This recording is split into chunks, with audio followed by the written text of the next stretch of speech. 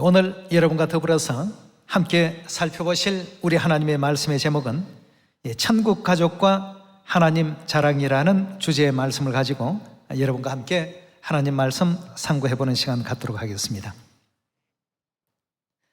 우리는 영적인 천국 가족들입니다. 하늘 가족들인데 때로는 하늘 부모님에 대한 자랑을 많이 하지 못할 때가 많습니다.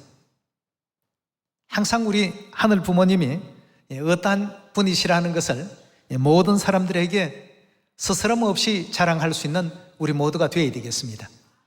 우리 위해서 십자가도 대신 짊어져 주시고 내가 죽을 그 죄를 하늘 부모님께서 대신 그런 고초를 겪으신 정말 사랑이 많으시고 또 은혜가 넘치시는 우리 하늘 부모님이라는 사실을 누구에게라도 만민에게 자랑하고 또 증거할 수 있는 우리 모두가 꼭 되셔야 되겠습니다.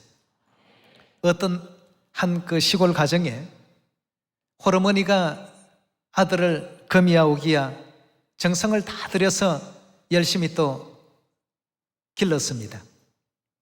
아들은 또 엄마의 그런 따뜻한 보살핌 속에서 아무런 고생 없이 또 건강하게 자라게 되었고 또 대학교를 서울로 유학 오는 그러한 입장까지 되었습니다. 홀어머니가 시골에서 작은 농사를 지으면서 아들의 뒷바라지를 하려고 하니까 결코 쉬운 일은 아니었습니다. 학비를 대랴 또 농사에 필요한 여러 가지 비료를 사랴 사람들의 품삯을 주랴 결코 그 농산일이라는 것이 녹록지 못했습니다만 어머니는 그런 모든 것 수고와 고생도 아들이 잘 되는 것을 이제 바라면서 굉장히 기쁘게 감내를 했습니다. 근데 서울로 유학 간 아들은 몇 년이 지나도 엄마에게 소식이 없었습니다. 연락도 한번 하지도 않고. 이래서 아들이 보고 싶은 나머지 어머니는 서울로 무작정 아들을 찾아 나섰습니다. 그 집 주소를 잘 알지 못하다 보니까 아들이 다니는 그 대학교 정문에서 여기 있으면 아들이 학교를 마치게 되면 언젠가는 나오겠거니 생각하고 정문에서 기다렸습니다. 근데 한참을 기다리다 보니까 아들이 여자친구와 더불어서 아주 다정스럽게 얘기를 하면서 교문 밖으로 나오고 있었습니다. 엄마는 너무 반가운 나머지 그 아들의 이름을 부르면서 달려가서 덥석 안았습니다. 옆에 있던 여자친구가 깜짝 놀라서 이분 도대체 누구냐고 물었습니다. 그러니 아들이 하는 얘기가 남루한 그 옷을 입고 또 얼굴도 햇볕에 걸려서 주름진 모습을 한 그 어머니가 내 어머니라고 얘기하기에는 그 여자친구 앞에 얼굴이 나지 않는 그런 상황이었습니다. 그래서 불쑥 내뱉는 얘기가 우리 집 식모 아줌마야. 엄마는 그 얘기를 탁 듣는 순간 안고 있던 그 아들을 힘없이 놓으면서 말없이 시골로 돌아왔다고 합니다. 여러분, 우리 어머니는 어떤 환경과 어떤 입장에 있더라도 어떤 모습을 하시더라도 하늘의 그 영화도 다 버리시고 우리 구원을 위해서 이 땅까지 오신 하늘 어머니십니다. 그렇다면 이런 어머니에 대해서 어떤 모습을 하시든 어떤 처지에 계시든 어떤 입장과 위치에 계시더라도 우리에게는 항상 자랑거리가 되어야 되겠습니다. 나를 위해서 이런 수고를 하시다 보니까 이렇게 손에 주름도 또 얼굴에 햇볕에 걸리는 그런 상황까지 오게 되었습니다 하고 누구에게라도 우리가 떳떳이 자랑할 수 있는 모두가 되어야 되겠습니다. 부모님에게 효도한다는 것 여러분 무엇이 효도일까요? 부모님을 자랑스럽게 생각할 줄 알고 모든 사람 앞에 부모님을 자랑스럽게 소개할 줄 아는 그런 사람들이 진실로 부모님에 대해서 효도하는 효녀라고 합니다. 여러분도 저도 우리 하늘 부모님에 대해서 누구에게라도 당당히 또 자랑할 수 있고 또 당당히 말할 수 있는 그런 여러분과 제가 되어야 되지 않겠습니까? 예, 그래서 성경은 우리에게 하나님을 어떻게 하라고 했습니까? 자랑하라고 했습니다. 예, 하나님을 자랑하는 사람이 정말 이 땅에서 회개한 사람이요, 또 하나님께 효도하며 마음과 뜻과 정성과 지혜를 다해서 하나님을 사랑하는 사람이라고 말할 수 있겠습니다. 예, 하나님이 내게 있어서 자랑스럽지 못하고 하나님이 내게 있어서 세상 모든 사람들에게 말할 수 없을 만큼 그런 어떤 부끄러운 존재라고 한다면 하나님을 믿는 사람이라고 말할 수 없겠습니다. 누가 앞에서라도 이분이 바로 우리 아버지십니다. 이분이 바로 우리 하늘 어머니십니다. 우리 위해서 하늘 모든 그 영광도 버리시고 이 낮고 천한 이 지상까지 죄 많은 우리 구원을 위해서 오셨습니다 하고 얘기할 줄 아는 우리가 되어야 되겠습니다. 우리 히브리서 12장 열어보도록 하겠습니다. 히브리서 12장 7절의 말씀 보시면 너희가 참음은 징계를 받기 위함이라. 하나님이 아들과 같이 너희를 대우하시나니 어찌 아비가 징계하지 않는 아들이 있으리요. 징계는 다 받는 것이거늘 너희에게 없으면 사생자요 참 아들이 아니니라. 또 우리 육체의 아버지가 우리를 징계하여도 공경하였거든 하물며 모든 영의 아버지께 더욱 복종하여 살려하지 않겠느냐라고 했습니다. 예, 육의 부모님에 대한 문제와 영의 부모님에 대한 문제를 히브리서 12장 9절에서는 겹쳐서 지금 언급하고 있습니다. 육의 부모님, 육의 아버지가 우리를 징계한다 해도 노여워하거나 화를 내거나 거기에 대적하는 어떤 말을 함부로 하지 않고 오히려 공경한다고 했습니다.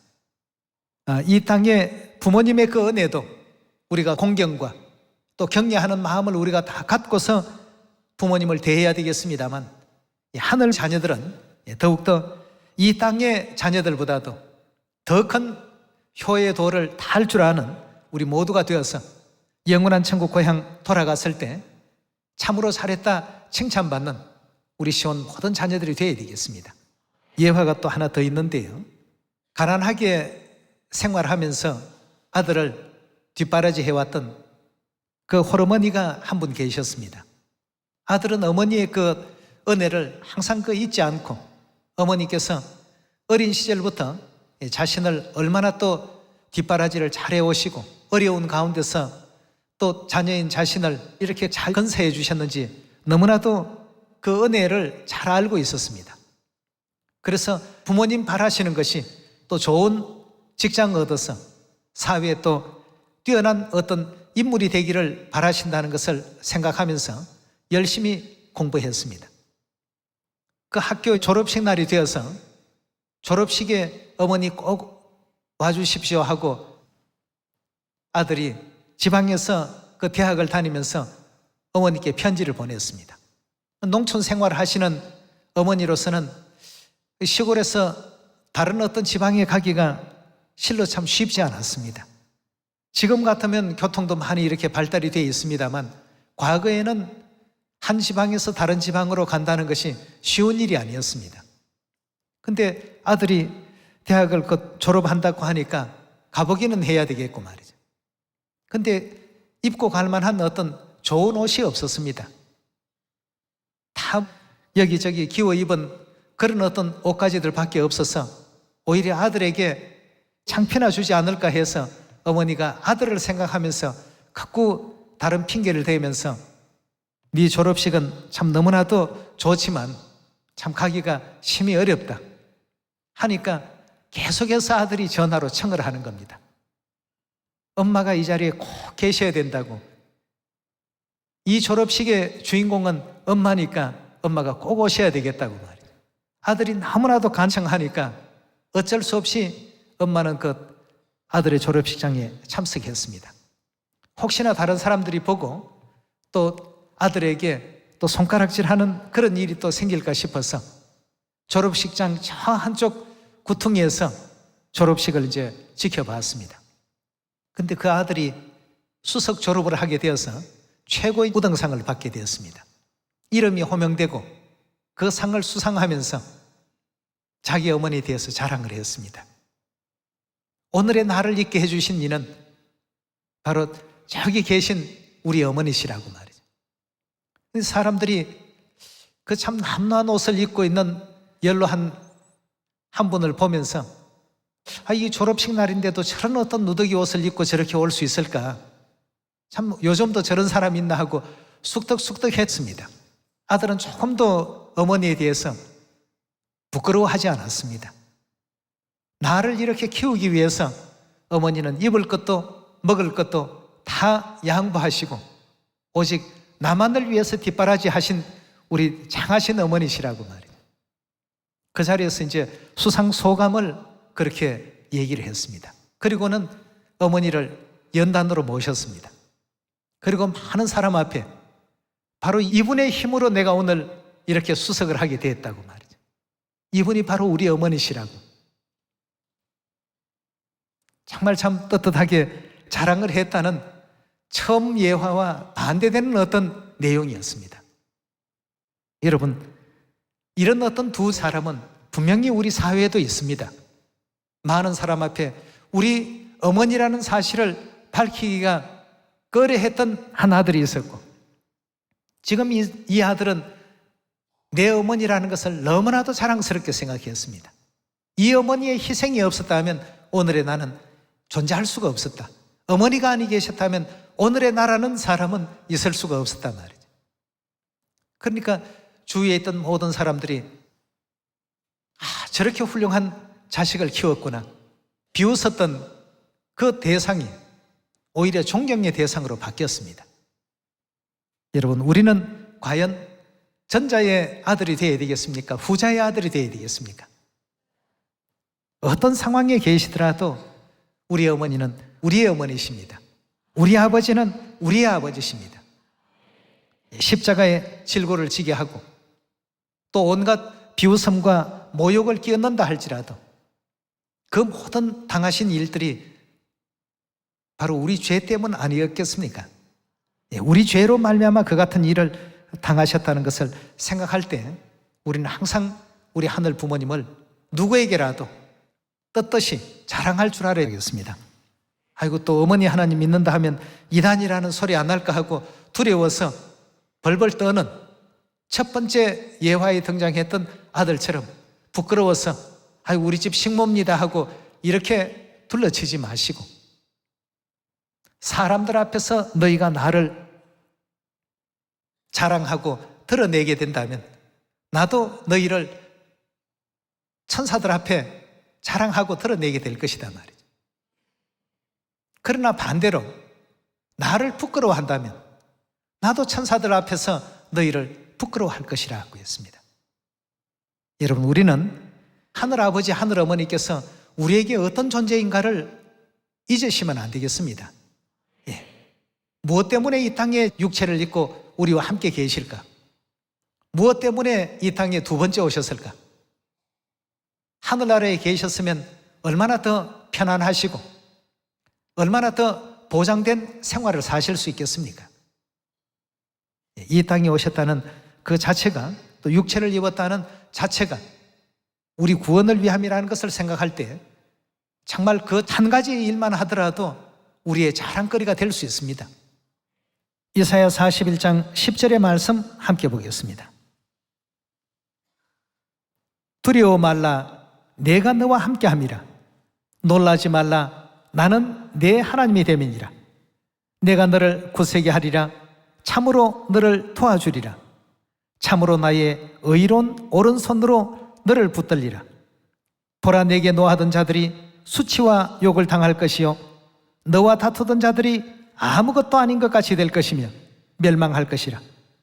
내가 찾아도 너와 싸우던 자들을 만나지 못할 것이요 너를 치는 자들은 아무것도 아닌 것 같이 허무한 것 같이 되리니 이는 나 여호와 너의 하나님이 내 오른손을 붙들고 내게 이르기를 두려워 말라, 내가 너를 도우리라 할 것임이니라 하고 했습니다. 우리 하나님께서는 언제나 어떤 모습으로 어떤 위치에 어떤 입장에 계신다 하더라도 항상 우리에게 두려워하지 않도록 해주셨고, 우리에게 평안한 마음을 허락해 주셨고, 심령에 평안을 또 주셨고, 우리를 항상 도우실 것을 약속해 주신 우리 하늘 아버지시요 하늘 어머니십니다. 우리 죄의 사함 주신 그 내용은 두말할 필요도 없습니다. 우리가 그를 귀히 여기지 아니할 때에도 아버지 어머니는 우리를 귀히 여겨 오셨습니다. 예. 우리가 하늘 아버지 하늘 어머니의 그 뜻을 받들지 못하고 곁길로 나아가서 방황할 때에도 미흡다고 버리지 아니하신 우리 하늘 아버지 하늘 어머니셨습니다. 끝까지 함께 해주셨고 붙들어 주시고 절대 천국을 포기하지 말라고 늘 곁에서 일깨워주고 계시는 가운데 있습니다. 자랑할 만하지 않습니까? 많은 사람 앞에 우리는 이런 어머니를 모시고 있습니다. 이런 어머니께서 우리와 함께하고 계십니다. 이런 아버지께서 우리의 아버지십니다 하고 떳떳이 자랑할 수 있는 여러분과 제가 꼭 되어주시기를 부탁드리겠습니다. 시편 20편 6절의 말씀 같이 보겠습니다. 시편 20편 6절의 말씀 보시면 여호와께서 자기에게 속한 바 기름 부은 자를 구원하시는 줄을 이제 내가 아노니 그 오른손에 구원하는 힘으로 그 거룩한 하늘에서 저에게 응낙하시리로다. 혹은 병거 혹은 말을 의지하나 우리는 여호와 우리 하나님의 이름을 어떻게 한다고 했습니까? 자랑하리로다 하고 했습니다. 예, 우리 하나님 마음껏 자랑합시다.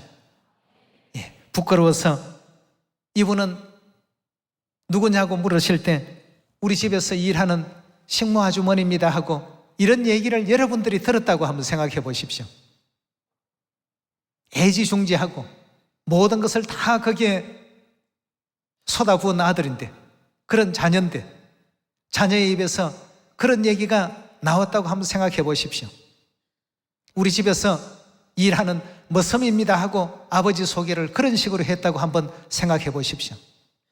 비록 모습은 그 아들이 생각하는 것처럼 멋진 어떤 정장 옷을 입고 남들에게 소개하더라도 부끄럽지 않을 만한 이런 어떤 모습과 외관은 갖추지 못하고 오셨다 할지라도 나 때문에 그런 고생을 하신 아버지시고 나 때문에 그런 수고를 하신 어머니 아니시겠습니까? 그런 어머니가 식모로 둔갑하고 그런 아버지가 머슴으로 둔갑했어야 되겠냐는 것입니다. 자랑합시다. 날 구원하러 오셨고 내게 늘 힘을 주시고 용기를 주시고 끝까지 천국은 포기하지 말라. 전능하신 아버지 하나님 하늘을 도우시고 계신다. 이렇게 늘 우리를 격려해 오시는 우리 하나님, 병거를 자랑할 것도 아니고 말을 자랑할 것도 아니고 우리는 오직 누구를요? 예, 우리 하나님을 열심히 증거하고 자랑할 줄 아는 여러분과 제가 꼭 되도록 합시다. 예, 우리 시편 34편 또 열어봅시다. 34편 1절의 말씀 같이 보겠습니다. 내가 여호와를 항상 송축하며 그를 송축함이 내 입에 계속하리로다. 내 영혼이 여호와를 어떻게 한다고요? 자랑하리니 곤고한 이를 듣고 기뻐하리로다 하고 했습니다. 하나님을 많이 자랑합시다. 하나님 없이 이 지구는 생겨나지도 않았을 것이고 하나님 존재하지 아니하셨더라고 한다면 오늘의 나라는 존재도 이 자리에 존재할 수가 없습니다. 아버지가 계시고 어머니가 계시기에 오늘의 내가 이 자리에 존재할 수 있는 이치처럼 세상이 아버지를 비방하고 회방하고 모함하는 일이 있다 할지라도 오히려 우리는 아버지에 대해서 하늘 어머니에 대해서 더 당당히 말할 수 있는 그런 우리 모두가 되어야 되겠습니다. 그 아버지가 나를 구원하셨고 그 어머니께서 나를 낳으셨고 구원하신 우리의 전능하신 하나님이십니다. 천사들과 사람들 앞에서 누구 앞에서라도 자랑할 줄 아는 하늘 자녀들이 반드시 되셔야 되겠죠. 예레미야 9장 23절의 말씀 같이 보시겠습니다. 9장 23절의 말씀 보시면 여호와께서 이같이 말씀하시되 지혜로운 자는 그 지혜를 자랑하지 말라.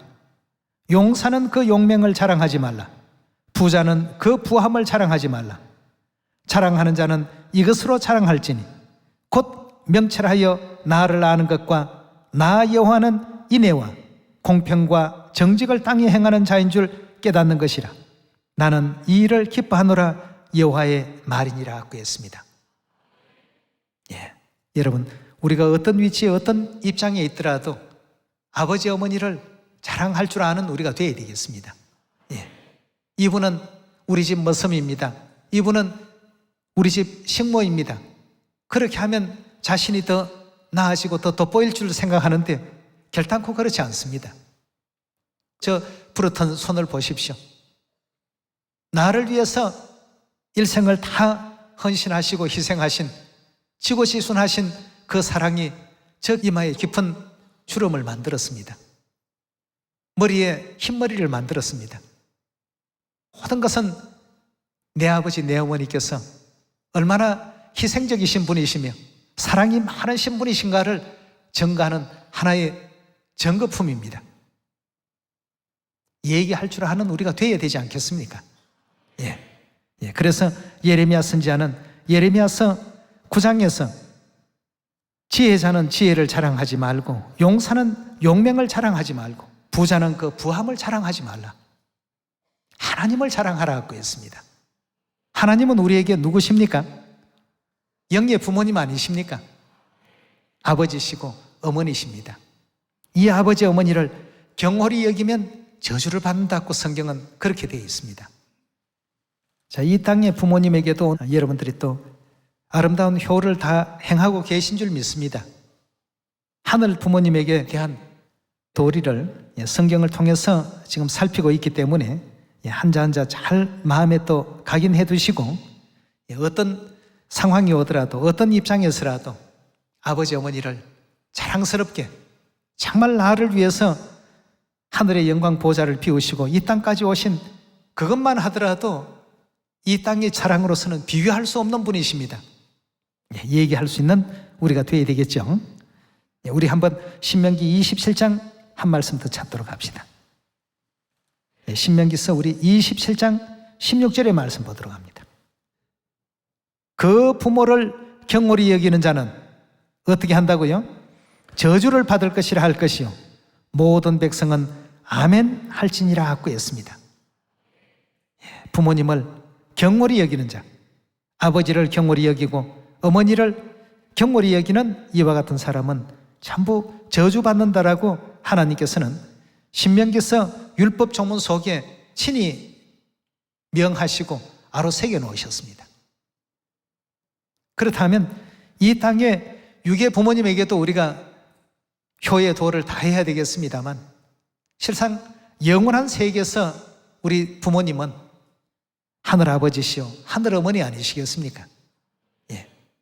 누가 앞에서라도 자랑할 줄 알아야 됩니다. 너희 교회 뭐 어머니 하나님 믿는다면서 하고 누가 회방하는 얘기를 한다면 아예 어머니 하나님도 없는 그런 교회가 다 있느냐, 엄마가 없다라고 한다면 그게 오히려 더 이상하지 않느냐. 하나님이 계시면 당연히 어머니 하나님도 계셔야 그게 올바른 가정이 아니겠느냐. 이 땅도 그렇지만 하늘의 어떤 영적 가정도 그러하다고 이렇게 알려줄 수 있는, 오히려 더 자랑스럽게 생각하고 자랑스럽게 말할 줄 아는 우리가 돼야 안 되겠습니까?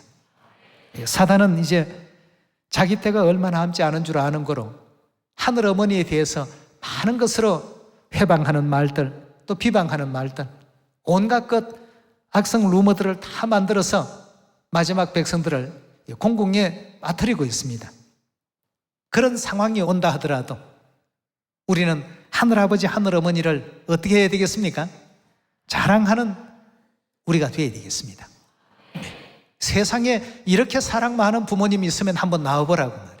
온 우주와 온 이 지구상에 이렇게 자녀를 위해서 희생하시는 부모가 있다면 한번 나와보라고 말이에요. 당당히 말할 줄 아는 우리 모두가 반드시 또 되셔야 되겠고요. 아버지 어머니께 효를 행하는 사람들은 전부 복받았다라고 성경은 우리에게 증언하고 있습니다. 여러분들이 잘 아시는 아브라함, 이삭을 어떻게 했습니까? 하나님 분부를 따라서 100세에 난 아들 이삭인데 모리아산에 제물로 이렇게 바치라고 했을 때 아브라함의 마음이 어떠했겠습니까? 그 아들을 데리고 모리아산에 올라갈 때 그 이삭의 등에 나무찜을 지었습니다. 이삭이 물었습니다. 아버지, 번제할 나무는 있는데 번제할 어떤 제물이 양은 어디 있습니까? 그 얘기를 들었을 때 아브라함의 마음을 여러분들이 한번 헤아려 보십시오. 이제 조금 있으면 넌 죽을 거야. 이런 얘기보다도 아브라함은 그 이삭이 번제할 양은 하나님께서 다 준비하고 계신단다. 이렇게 하면서 아들 이삭을 데리고 모리아 산으로 올라가서 제단을 만들고 아들의 귀에다가 그런 얘기를 했겠죠. 이삭아, 아들아, 내가 너를 얼마나 사랑하는지 너가 알고 있느냐? 예, 아버지. 아버지가 나를 사랑하는 줄 잘 알고 있습니다. 100살에 낳았으니까 얼마나 검지오겹 귀하게 키웠겠습니까? 그러면 네가 나를 사랑하고 내가 너를 사랑한다는 것을 네가 믿고 안다면 시킨 대로 하라 말이야. 이삭을 번제단 위에다가 결박을 하고 묶었습니다. 그리고 제물을 바치기 위해서는 희생을 시켜야만 제물이 되니까 희생의 어떤 그 절차를 집행하려는 그 순간에 하늘로서 소리가 났습니다. 아브라함아, 아브라함아, 네가 네 독자 이삭도 나를 위해서는 아끼지 아니하거늘 내가 너가 하는 모든 일들마다 어떤 일이든지 다 복을 주게 될 것이다. 너는 복의 근원이 될 것이다 말이야. 네가 들고 있는 그 손에 그 칼을 거두어라 말이야. 하나님께서 이렇게 아브라함의 믿음을 시험했다고 성경에는 그렇게 기록되어 있습니다만 실상 영적으로 보면 아브라함의 효를 시험해 본 것입니다. 그래서 아브라함이 뭐가 되었습니까? 믿음의 조상이 되었고 또 노아는 어떻게 되었습니까? 의의 조상이 되었고 말이죠. 알고 보면 전부가 아버지 하나님, 어머니 하나님에 대해서 효의 도를 다 한 사람들이었죠. 또 성경에 기록되어 있는 모든 역대 믿음의 선진들이 행했던 것은 전부 영의 부모님에 대한 효도였습니다. 그걸 이제 성경에서는 믿음이다 또는 순종이다 뭐 이런 어떤 표현을 써서 그렇죠. 순종도 효의 한 예입니다. 그렇지 않습니까? 부모님의 모든 말씀을 신뢰한다는 그 믿음도 효의 한 부분이라고 볼 수 있겠습니다. 다니엘도 또 사드락과 메삭과 아베느고도 오직 부모님께서 명하신 그 분부를 불순종하지 않기 위해서 풀무불 속도 겁없이 또 들어가게 되었고 말이에요. 사자굴에 겁없이 들어가게 되지 않았습니까? 근데 그 가운데서 하나님께서 그들을 다 건져내시고 구원시켜 주셨습니다. 육적으로 우리가 표현할 때는 믿음이 좋은 분들이라고 이렇게 표현하는데요, 영적으로 본다면 효심이 아주 강한 사람들이다 이렇게 보시면 정확할 것입니다. 성경은 우리 자녀들에게도 부모님에 대한 효의 도를 배우게끔 하라고 했으니까 효도를 좀 많이 가르치십시오. 자녀들은 무조건 받을 줄만 알고 부모님에게 베풀 줄을 모르는 이와 같은 것이 자신들의 어떤 당연한 위치라고 생각하는데요, 실상은 자녀들이 부모님에 대해서 공경의 예를 다 하는 것이 그렇게 돼야만 온 우주의 질서가 제대로 잡히는 겁니다. 그렇지 아니하고 이게 반대가 되고 거꾸로 된다면 절대 좋은 일이 생겨날 수가 없습니다. 근데 지금 이 지구상의 모든 그 형국은 부모님에 대한 공경보다도 당연히 자녀는 부모의 어떤 사랑을 받는 쪽으로만 이렇게 생각하는데 이렇게 가다가 보면 망합니다. 부모님에 대한 공경의 예를 다 할 줄 아는 그 나라가 오래 갈 것이고 번영하게 될 것이고 또 그런 가정이 잘 될 수밖에 없는 것을 성경이 우리에게 또 일깨워 주셨으니까 자녀들에게 효를 배울 수 있도록 가르쳐야 됩니다. 뭐든지 성경에서 일러준 대로 그것이 가장 올바른 어떤 생활의 또 지침이라고 이렇게 여겨주시면 틀림이 없을 것입니다. 디모데전서 5장 4절의 말씀 보시면 어떤 과부에게 자녀나 손자들이 있거든 저희로 먼저 자기 집에서 뭘 행하라고요? 효를 행하여 부모에게 보답하기를 배우게 하라고 했습니다. 이건 우리 하나님 가르침 아니겠습니까? 이것이 하나님 앞에서 받으실 만한 것이니라고 했습니다. 하나님 보시기에 합당하고 옳은 것이라는 뜻 아니겠습니까? 육적인 어떤 부분도 영적인 부분도 반드시 부모님을 공경할 줄 알고 경외할 줄 아는 그런 여러분과 제가 되시고 무엇보다도 부모님을 자랑할 줄 알고 부모님을 세계 어떤 곳이라도 가장 어떠므로 여길 줄 아는 그런 여러분과 제가 꼭 되시기를 부탁을 드리겠습니다. 그렇게 되었을 때 우리 하나님께서도 첫째 계명을 완성할 수 있다고 하지 않았습니까? 마음을 다하고 뜻을 다하고 목숨을 다하고 성품을 다하고 지혜를 다하여 주 너희 하나님을 어떻게 하라고요? 여기서 하나님은 누구십니까? 우리의 아버지시고 우리의 누구십니까? 아버지, 어머니를 사랑하는 것, 그걸 우리가 달리 표현하면 효라고 말하고 있지 않습니까? 이것이 가장 크고 첫째 되는 선지자들에게 하나님께서 가르치시고 명하신 첫 번째 계명이라고 이렇게 알려주고 있습니다. 부모님을 사랑할 줄 모르는 가운데 50 주제 발표력을 성경 하나도 빠뜨리지 않고 졸졸 다 외워대고 성경 창세기로부터 요한계시록까지 모든 내용과 스토리를 남김없이 다 아는 지식을 가졌다 할지라도 하나님에 대한 사랑이 없다라고 한다면 아무 의미가 없는 것이죠. 하나님은 우리를 사랑하신다라고 표현하는 것이 옳고요, 우리는 하나님께 효도한다는 것이 옳은 일일 것입니다. 가정에서도 자녀들이 부모에게 효의 도를 다하지 못하면 하나씩 가르치십시오. 집에 들어오거나 또 집 밖을 나갈 때는 반드시 부모님에게 어디 다녀오겠습니다 얘기할 줄 아는 가장 작은 기본부터 말이죠. 또 집에 돌아오는 시간이 조금 늦을라 치면 부모님에게 먼저 전화를 드려서 근심하지 않도록만 하는 이와 같은 어떤 일들도 전부 가르쳐야 됩니다. 이 작고 사소한 일 같지만 이런 어떤 내용이 본인이 이제 부모가 되어 보면 왜 그때 엄마가 그런 얘기를 했을까? 아빠가 왜 그런 가정에 엄한 교육을 하셨을까? 전부 이해할 수 있죠.